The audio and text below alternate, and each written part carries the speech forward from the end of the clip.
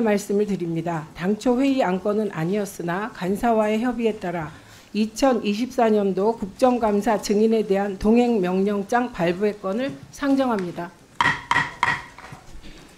이 안건은 서기석 증인이 불출석 사유서를 제출하였어도 국회에서의 증언, 감정 등에 관한 법률 제5조의 2에 따른 부득이한 사유로 보기 어려워 위원장과 간사위원 간 협의를 거쳐 동법 제6조에 따라 오늘 오후 6시까지 국정감사장으로 동행할 것을 명령하기 위한 것입니다.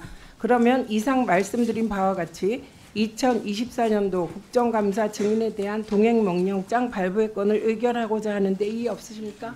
예, 이분 드리세요. 예, 서기석 이사장의 불출석 사유서를 보면은 우선에 법령에 따른 적법한 출석 통지를 받지 못했습니다. 그리고 국회 정언감정법에 따르면은 정인 출석 요구서에는 신문할 요지를 첨부하여야 한다고 규정하고 있습니다. 그 요지가 너무 추상적으로 기재되어 있어서 출석 요구로서 적법한 형식을 갖추지 못했다고 불출석 사유서에서 밝히고 있습니다.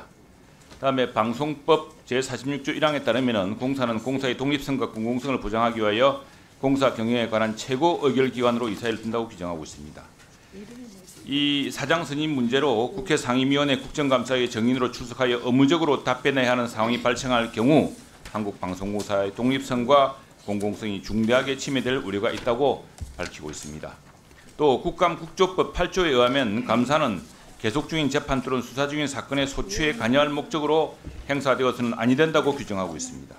그런데 서기석 이사장은 사장 임명 제청과 관련하여 이미 형사 고발을 당하여 수사를 받고 있고 또 정인 출석 요구서에 기재되어 있는 본인에 대한 신문할 요지에 비춰볼 때 당사자 본인을 정인으로 신문하는 것은 국감국조법 8조의 취지에 배치된다고 밝히고 있습니다. 그래서 서기석 이사장은 수사기관에 출석하여 사장 임명 제청 과정을 명백히 밝힐 것이므로 정인에서 제외시켜주기를 이미 요구를 했습니다. 그럼에도 불구하고 여기서 다시 한번 불출석 사유서를 해서 이와 같이 합리적이고 타당한 이유를 밝혔음에도 불구하고 여기서 동행명령장을 발부한다는 것은 이런 국회의 권한 남용이라고 생각합니다. 저희들은 우리 당은 반대합니다. 예, 동행명령장 발부의 건에 대한 이의가 있으므로 표결에 붙이도록 하겠습니다. 표결 방법은 것으로 하도록 하겠습니다. 동행명령장 발부의 건을 유인물과 같이 찬성하시는 위원님 거수해 주시기 바랍니다.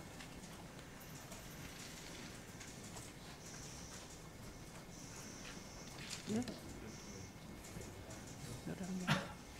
반대하시는 위원님 거수해 주시기 바랍니다.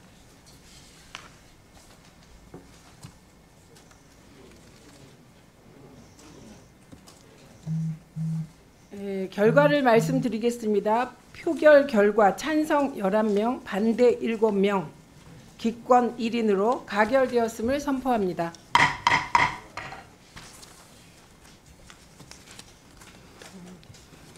다음으로 유오현 증인이 불출석 사유서를 제출하였어도 국회에서 증언, 감정 등에 관한 법률 제5조 2에 따른 부득이한 사유로 보기 어려워 위원장과 간사위원 간 협의를 거쳐 동법 제6조에 따라 오늘 6시까지 국정감사장으로 동행할 것을 명령하기 위한 의결을 하겠습니다. 그러면 이상 말씀드린 바와 같이 2024년도 국정감사 증인에 대한 동행명령장 발부의 건을 의결하고자 하는데 이의 없으십니까? 네, 이분 들으십시오.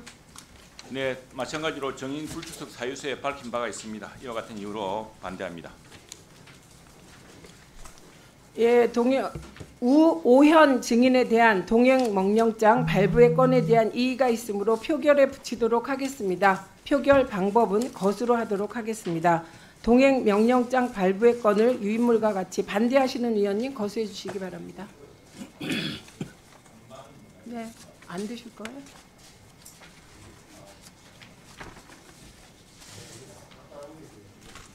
네, 찬성하시는 위원님 손들어 주시기 바랍니다.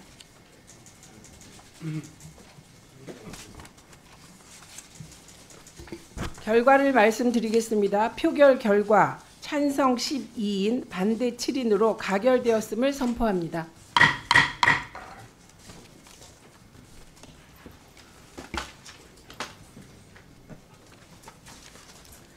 다시 위원님 여러분께 양해 말씀드립니다. 우리 위원회는 국정감사에 출석하여 모욕적인 언행을 한 증인 김태규 방송통신위원회 직무대행에 대해 국회 모욕의 죄로 고발하기로 간사와 협의를 하였습니다.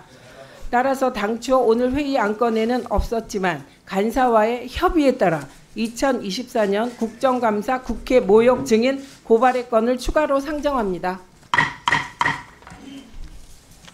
이 안건은 우리 위원회의 국정감사에 출석하여 오전 국정감사 재개 후 증언함에 있어 국회에 대한 모욕적인 언행을 하였다는 위원들의 지적에도 거짓말을 하고 사과 요구를 거부하는 모욕적인 언행으로 국회의 권위를 훼손한 증인 김태규 방통위 위원장 직무대행을 국회에서의 증언, 감정 등에 관한 법률 제13조 및 제15조에 따라 국회 모욕의 죄로 고발하고자 하는 것입니다.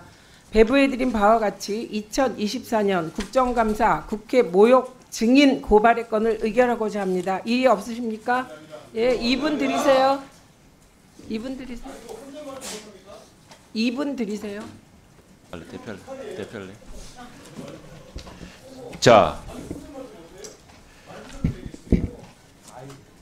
자, 우리가 이 문제를 토론하고 자, 제가 발언하고 있지 않습니까? 멈춰 주십시오. 자, 정말 우리 신중해야 됩니다. 이 문제에 대해서 저도 우리 김태규 방통위원 대행에게 입장 표명을 요청했습니다만 그러나 여기에 대해서는 일방적인 주장을 계속 부리고 있어서 이 부분에 대해서 좀 소명할 시간이라든가 이런 게 필요했다고 생각을 합니다. 그런데 이렇게 돌연 고발로 몰아붙이는 것은 온당치 않다고 생각하고 아닌 말로 저도 죽을 지경입니다. 우리 여야 의원님들 다 힘들지 않습니까?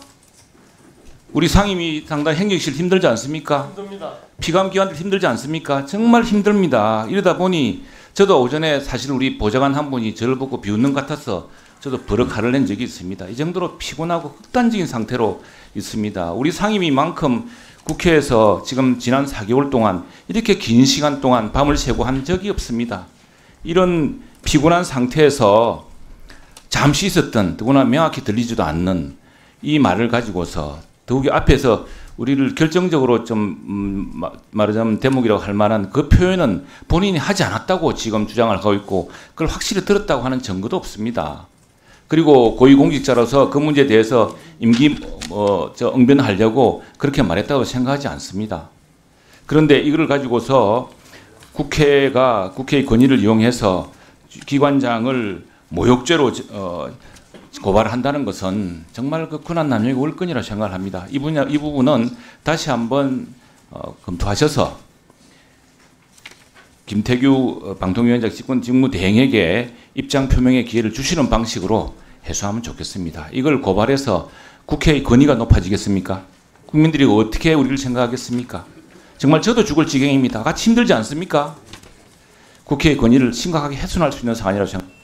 예, 황정아 위원님이 아까부터 손을 드셨기 때문에 2분 드리겠습니다. 그리고 김영 간사님께도 2분 드리겠습니다. 네, 대전 유성을 황정아 의원입니다. 김태규 직무대행이 사과를 끝까지 안 하고 있습니다. 즉각 고발 조치하고 퇴장 조치까지 시켜야 합니다. 윤석열 대통령 지지율이 얼마인지 아십니까? 20%대 초반입니다. 임기 중반기에 레임덕이 아니라 데드덕이 찾아왔습니다. 국민은 이미 윤석열 대통령을 불시민님 하는 지경에 이르렀습니다. 윤석열 대통령도 온갖 국정농단이 터져나와도 국민 앞에 고개 숙일 생각조차 없더니 이제는 완전 막 나가고 있습니다. 직무대행까지 정말 후한무치합니다. 김태규 직무대행 같은 사람을 방통위에 앉힌 윤석열 대통령에 더해서 본인을 간택해준 사람에게만 충성하기 위한 저런 행태, 이러니까 국민이 정권을 불신임하는 겁니다. 대한민국이 아니라 윤석열 대통령의 나라입니까? 김건희 왕국입니까? 고발하면 검찰만 수사할 수 있으니까 저렇게 오만방자한 것입니다. 이미 정권이 붕괴되고 있습니다.